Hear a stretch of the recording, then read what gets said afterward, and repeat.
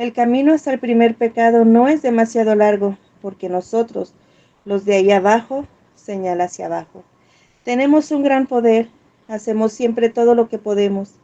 Hasta a nosotros, los demonios humanos, se nos enseña a coger a los hombres donde mejor se les puede coger. Di la verdad en nombre de Cristo, solamente la verdad.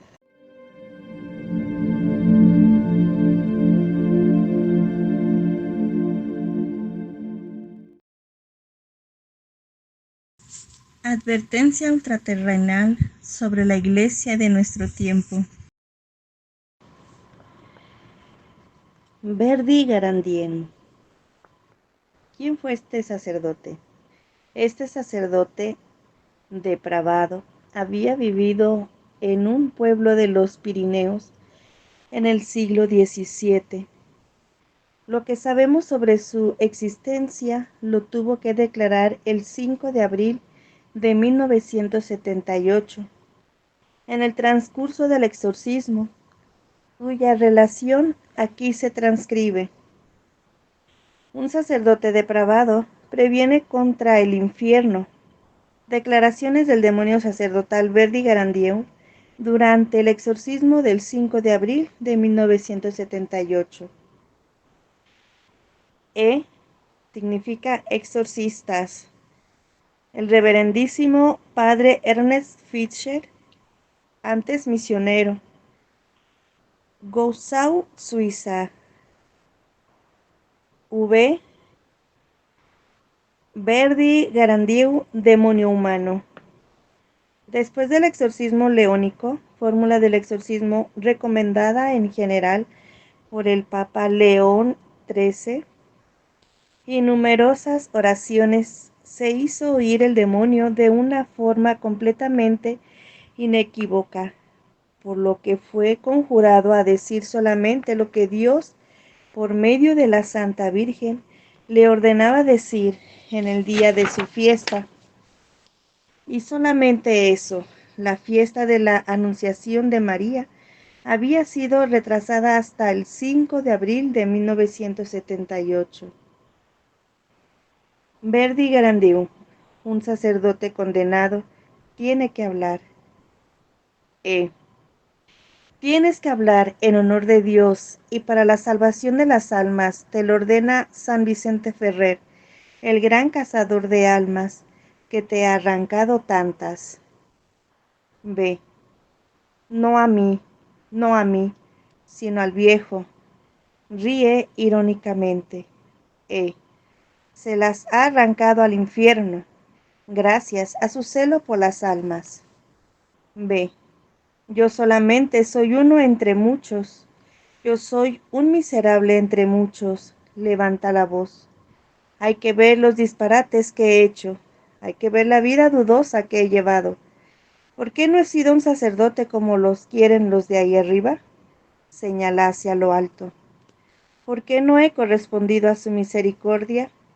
¿Por qué he emprendido la vida sacerdotal? Habla con una voz fuerte y llorando desesperadamente.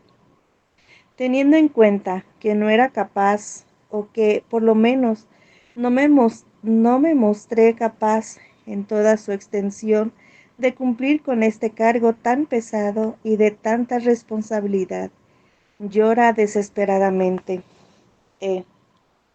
Di la verdad, Verdi Garandieu, en nombre de Jesucristo y todo en honor de Dios. He pecado por malos ejemplos, he dado malos ejemplos, como ahora dan malos ejemplos miles de sacerdotes. Ya entonces, respira fatigosamente, no he dado una buena enseñanza de la religión.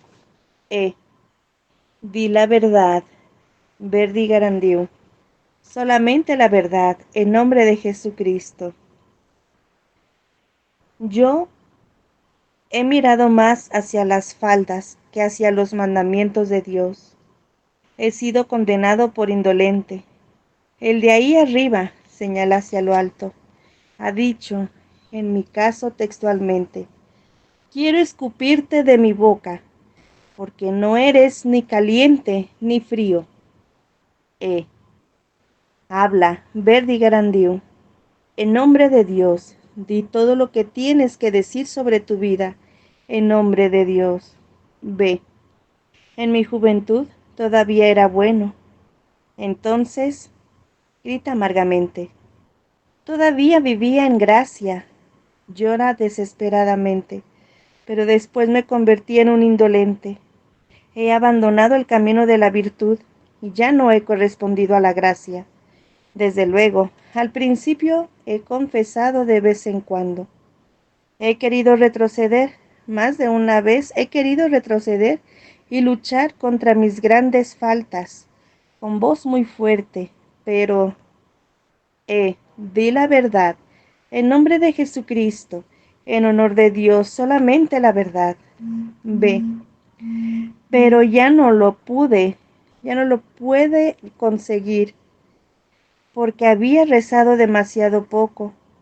No he correspondido lo suficiente a la voz de la clemencia.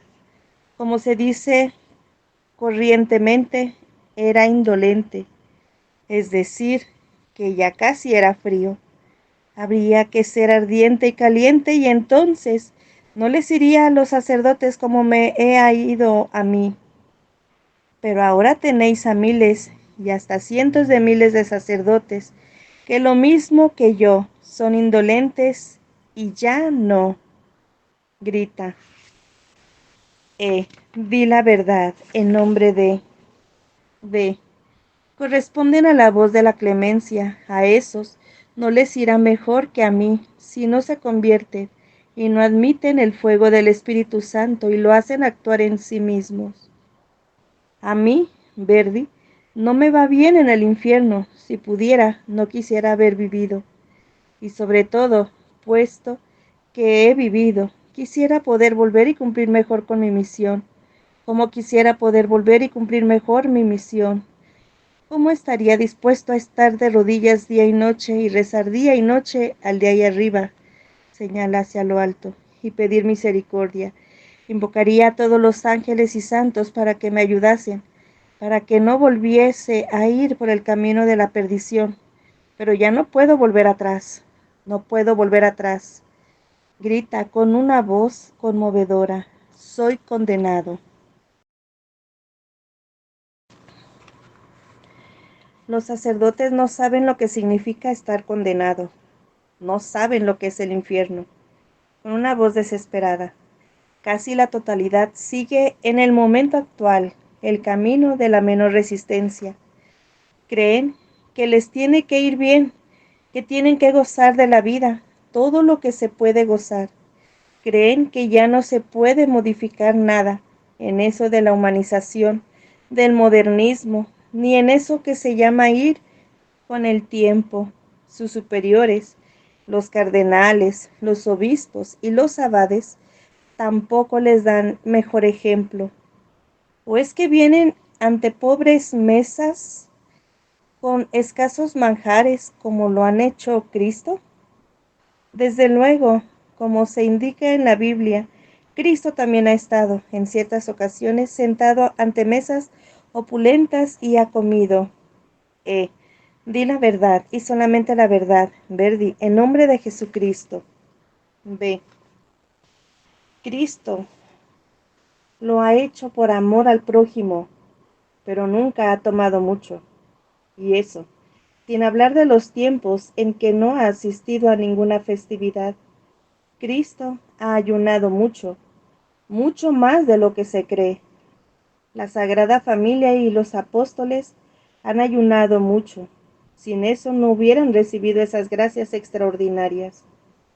Quiero decir que Cristo ya tenía en sí mismo la totalidad de las gracias. No hubiera tenido ya necesidad de solicitar para sí esas gracias por medio de las oraciones. Era la gracia y la luz en persona, pero tenía que dar el ejemplo de la moderación a los apóstoles y a toda la humanidad, y especialmente, con voz alta, al Papa y a los cardenales, a los obispos, a los abades y a los sacerdotes. Ha dado el ejemplo de una manera verdaderamente ejemplar. ¿De qué ha servido? Ahora, la mayor parte del clero está sentada nuevamente ante mesas opulentas, con postre, vino y todo lo demás. Frecuentemente se regalan mucho más de lo que les convendría para su salud. Creen que eso corresponde a la forma de vivir cuando se ocupa en un cargo superior.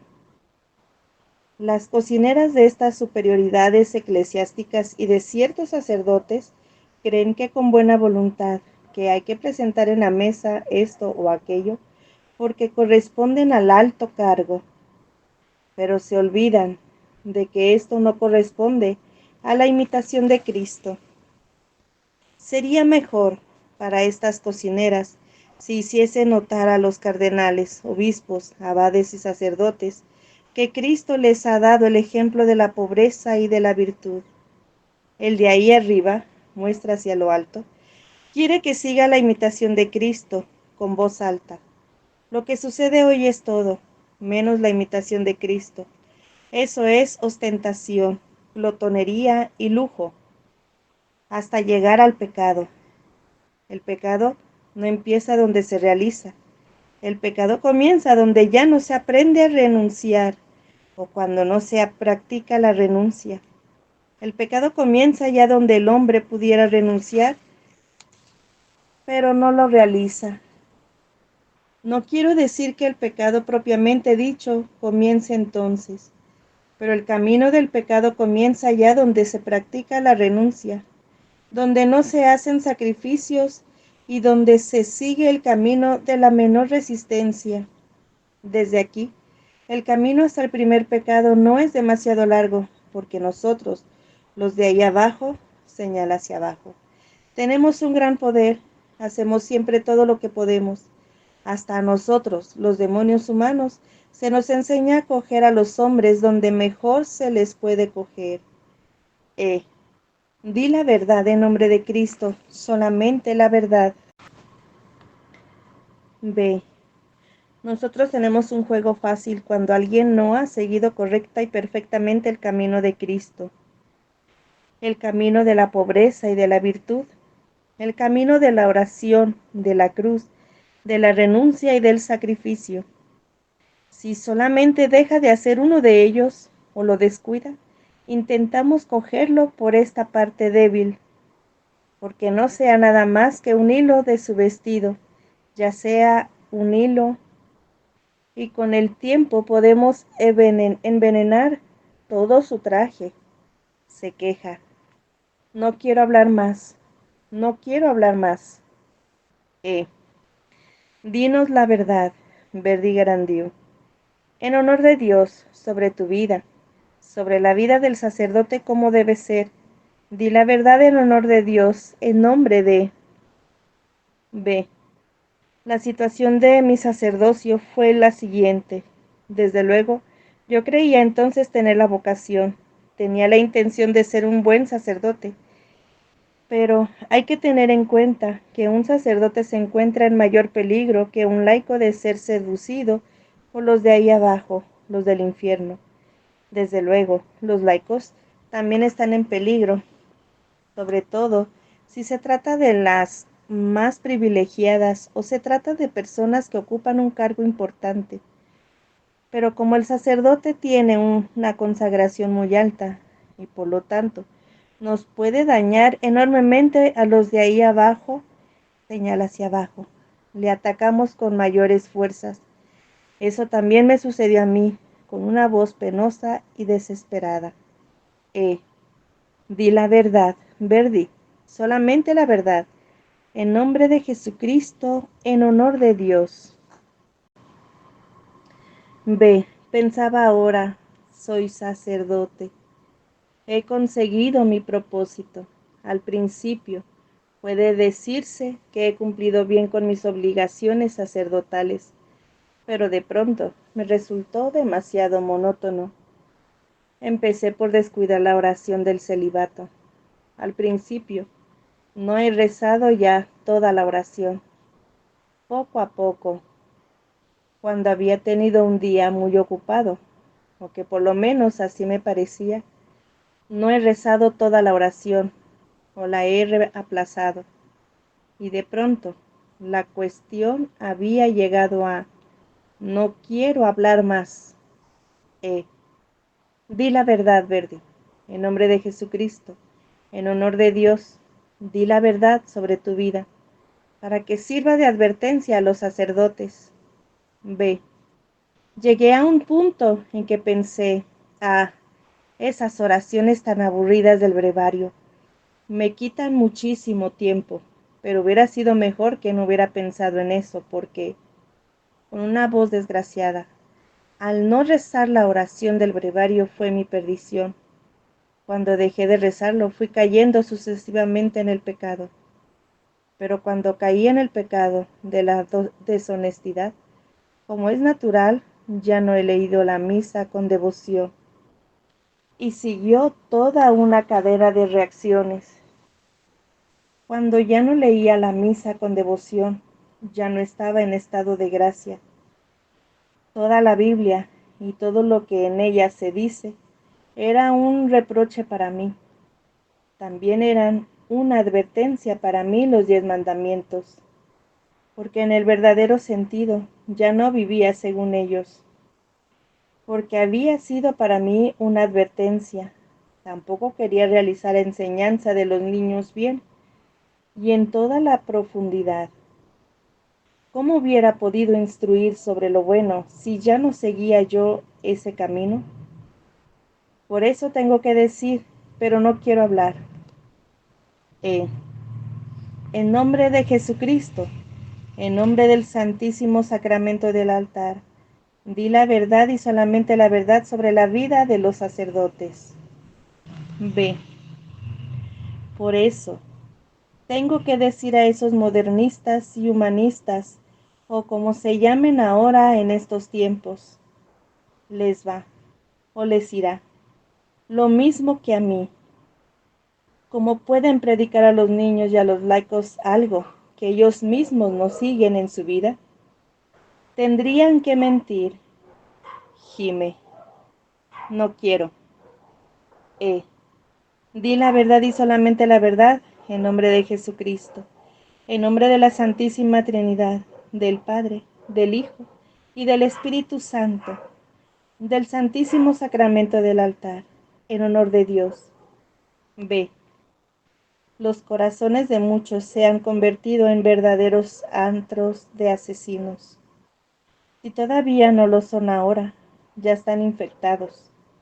Pero ¿cómo es posible que una manzana, en la que ya vive y existe un gusano, pueda seguir siendo una manzana sabrosa e íntegra y exhalar, a la larga, su agradable aroma? Eso solo puede hacerlo un sacerdote que vive virtuosamente y que es virtuoso.